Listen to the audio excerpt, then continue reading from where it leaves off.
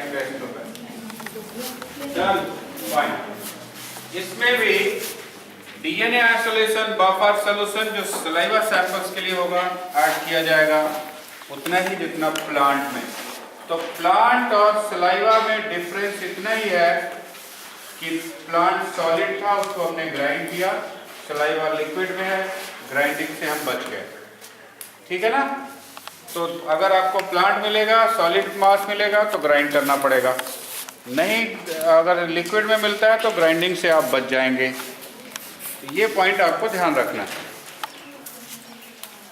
दूसरी चीज, इस ट्यूब को जो आप लोग पकड़ रहे हैं, इसका एक पार्ट है जो ट्यूब के अंदर जाता है, उभरा हुआ कैप पे, उसे टच नहीं करेंगे आप, क्योंकि वो सैंपल के अंदर बाहर जाएगा। ठीक है?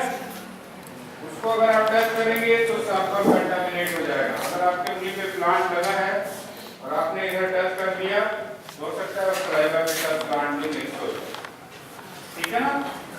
ऐसे केसेस में आपको ट्यूब को ओपन करना और क्लोज करना, दो पॉइंट पे आपको बहुत फोकस होना पड़ेगा।